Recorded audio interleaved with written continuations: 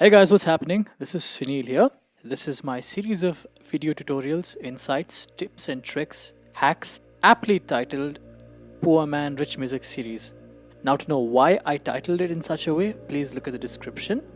I hope the earlier videos had some amount of insight to enhance your existing compositions also. Well, now the fourth tutorial and the fifth tutorial are a little more technical, if I may be precise. They have a little more technical aspect and application to it. I hope it's not too complex but helps you across. This is again addressing the flexibility aspects of this plugin called Chords, and I think this is a feature which the developers kind of downplay to a great deal. The said effect I'm talking about in particular refers to the ability of this plugin called Chords to generate a strum pattern, which means you can make a chord go from sounding like this to sound like this.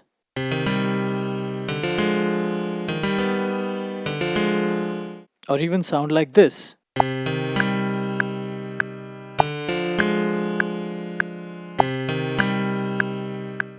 This might come across as a slight disclaimer, but I'm mentioning it in advance that this is kind of a workaround. It is not a dedicated feature which the people put in place, I'm guessing, because by strumming we have different options of strumming which are there across different developers who particularly specialize in guitar VSTs like Music Lab, Native Instruments with their acoustic strummed series. Now this has only two features, I'm guessing, in mind. One is to strum it forward from the lowest string to the highest string, or in this case lowest note to the highest note, or maybe even backwards. So as mentioned, this is a workaround and it would require an understanding of two terms in relation to time. One is BPM and the other being ms or milliseconds. I'm not the best person who's well versed in this topic of time, but what comes to mind is that BPM or beats per minute refers to the pace of a song, a score, a composition, etc., whether it's slow or fast, while millisecond is a measure of time, and in this scenario it is seen as the time distance or time interval or delay taken by following notes after the first note has been strummed, struck or played. Again, a reminder, this is a workaround and not an official strum option, and would require a reference slide for conversion between BPM and MS. For this tutorial, I'll be using the Chords plugin on Reaper. Here I am on Reaper. My tempo is at 100 BPM. So I'm just going to go ahead and load the Chords plugin along with the freeware VST instrument that I'd used in the earlier tutorials called Jazz Baby. As mentioned in the earlier tutorials, I'll be using my QWERTY keyboard as opposed to a MIDI keyboard. And to enable the functions of this QWERTY keyboard as a MIDI keyboard, the shortcut is Alt-B, which enables the virtual MIDI keyboard. As I've mentioned in the earlier tutorials, Chords has to be placed on top of it, not below it. So let me just place it above. And now let me just check any chord preset. So I've just gone ahead and put up the harmonic minor preset, and I've just added a few keys in case it feels missing. Let me just test this out.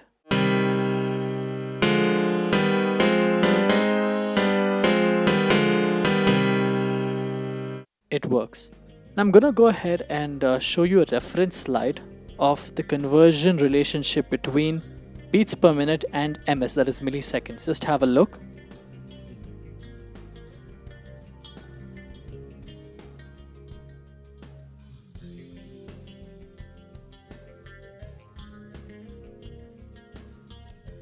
So as you can see, the tempos go from top to bottom here, increasing from 60 BPM to 70, 80, 90 up to 130, just for this reference example. And these are the subdivisions of each key that is played one after the other in terms of its delay. Now on first sight and first glance, it looks quite overwhelming. But just for this example, please keep in mind that I've kept my project tempo at 100 BPM. So all that would matter at this point are the values you see here corresponding to the 100 BPM mark.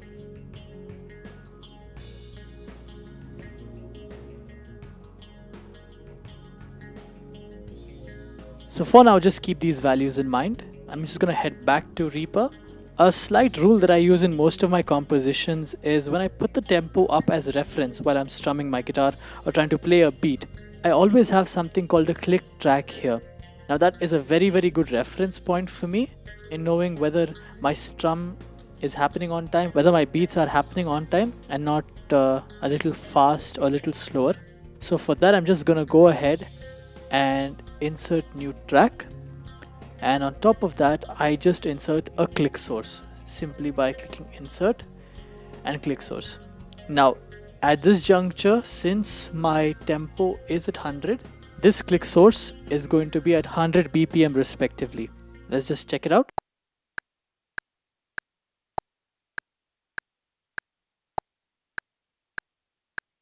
I'm just gonna go ahead and keep this perpetually going.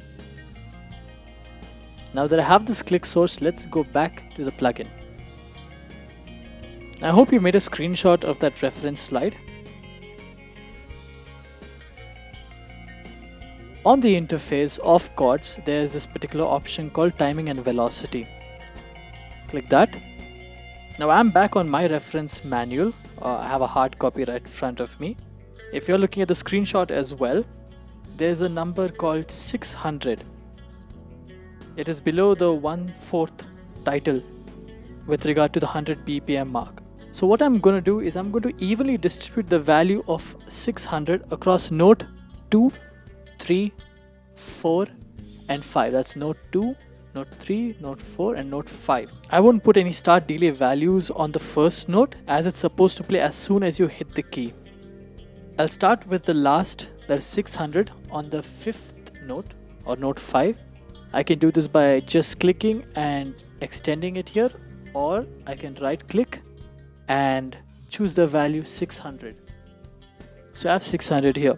Okay, so now I'm gonna divide 600 by 4 segments. A little bit of maths here which I was never good at. Let me just try. So 600 divided by 4 is 150, and respectively 150 into 4 is 600. So going backwards, the above value, that is note 4, will become 450. I can simply right click and find 450. Note 3 becomes 300. And note 2 becomes 150. Basically, this shows 4 segments divided in the range of 150 ms delay. So there's a delay of the 2nd note, 3rd note, 4th note and 5th note by 150 ms respectively. So the notes are evenly spread out, and the final figure arrived at is 600. Let's just try to play and see how this sounds.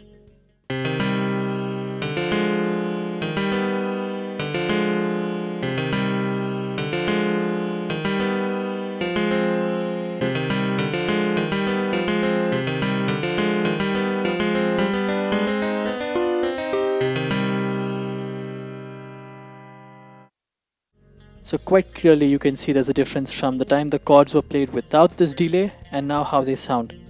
There is a delay which makes it feel like a rather bit of a strum. It feels like a rather medium fast paced strum, but now it's more important to verify whether it syncs with the BPM or not. So I'm going to play the click track and then I'm going to play the chords along with the piano and see if it syncs along with the tempo, okay?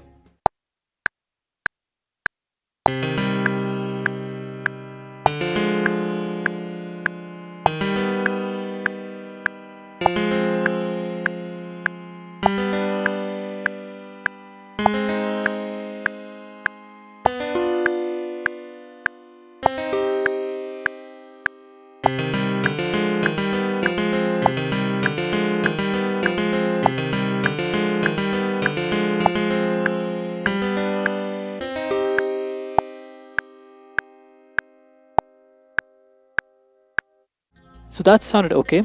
The key here is you have to be quite disciplined in making sure you play with the beat and trigger the note at the right time. But more or less for the intended purpose, it did sound synced. Maybe I wanted to sound a little more slow, little more heavy emotional vibe, I'm guessing, by making the strum option slow. Now what I'm going to do is I'm going to increase the delay values by double the time. What this means is that I'm going to double the delayed values here. So from 150 it will respectively be 300. Right click, find 300. 300 will respectively become 600. Note 4 will become 900, and this would have to be 1200. However, there's a limitation that it can't allow you to go beyond 1000 ms. However, in our case, what's happening is these chords are in triads. That means a series of 3 notes. So at most it will affect only this one, note 2, note 3 and note 4 if there's a fourth. But as of now, since it's only 3 notes, it would affect only note 1, note 2 and note 3. Since there's no delay here as such, this is barely negligible. This can be neglected. So only what would affect is note 2 and note 3. Let me go back to chord setup. I'll click a chord. As you can see, there are 1, 2, 3. This makes it a triad, 3 notes. Similarly, 1, 2, 3, 1, 2, 3, 1, 2, 3. So you get the picture. It would affect note 1, note 2 and note 3. If you have any sort of chord alterations with 4 notes, it can go up to 900 ms. And as we do not have more than 3 notes, this can be neglected for now. Let's play it along with the click track and see whether it still syncs.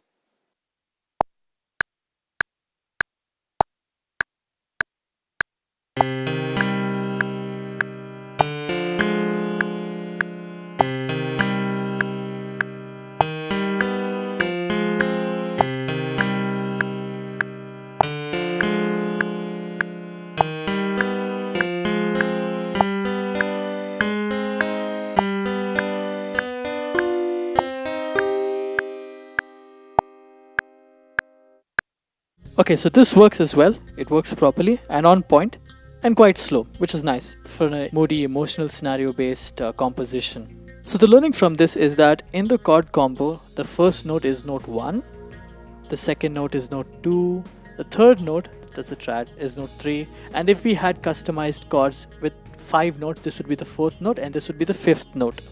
Now had this chord had 4 notes, it would have still worked perfectly fine.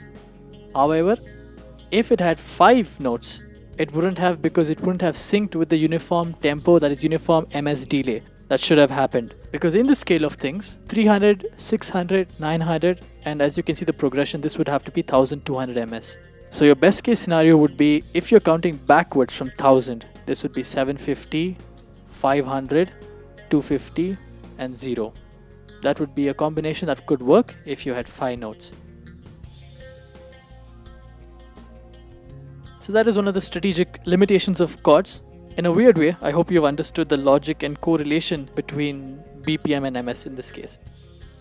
The objective in its entirety was to show how to use the chords plugin in affecting a strum-like effect. Fortunately, unfortunately, this is a piano. Maybe in a guitar scenario, if you had a free guitar VST, it could have worked even better for better results. So I've brought the values back to the original mid-paced strum that I had shown earlier.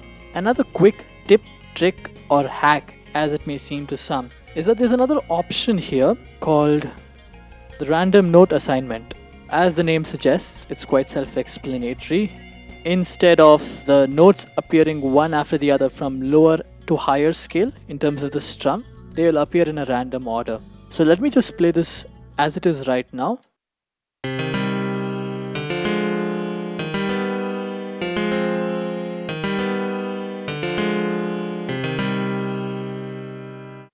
The notes go from the lower to the higher scale.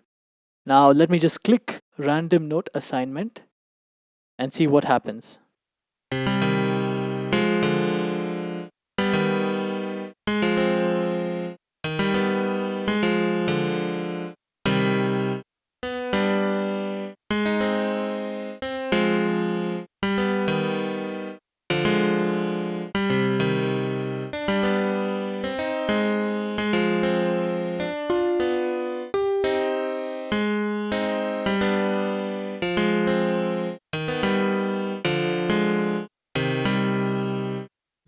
So the objective of this random note assignment is to give a random way or structure in which the 3 different notes, at least in this case the 3 different notes which constitute the chord, appear in different time intervals.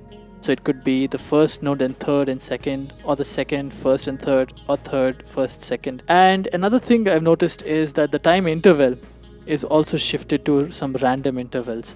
Now honestly, I like playing my cards a little more safe. I like to have a certain pattern. It's part of my OCD nature of having symmetry and structure in life. But if this works for you, then it's a great option. It's definitely for the impromptu people who like trying and experimenting out stuff. It's not everyone's cup of tea, but definitely it's a useful tool. No denying that. Now a little throwback to the previous video where we talked about making these customized chords from the existing presets. I had mentioned about this particular chord thing called the new tuning or double fifth. Well, I'm going to try incorporating that along with the strum option, and the reason I want to do that is I want to show you how it sounds as it is and probably show you another reference track by a popular artist, and just to overall make you realize that this doesn't only have to be limited to rock. You can use it for any genre per se, and it doesn't have to be only confined to a piano VST, and the sky's the limit in terms of the different sounds you can achieve with your VST. So I'm going to go ahead and put the double fifth preset option. I'm just going to play 2 chords, after which I'm going to play the reference track, which is rather faster in terms of tempo, but I think you'll get a hang of it once you adjust your tempo accordingly to the song.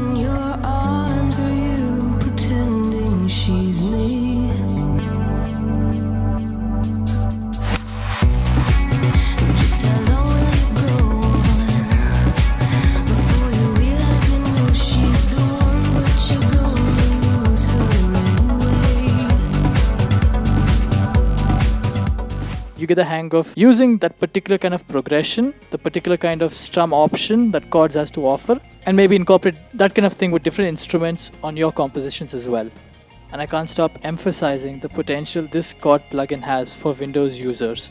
Finally, there's one last crazy unconventional feature I personally have used chords for. I don't know how many people else it could apply to, but that is a crazy option. We'll get to that in the next video. That's video number 5.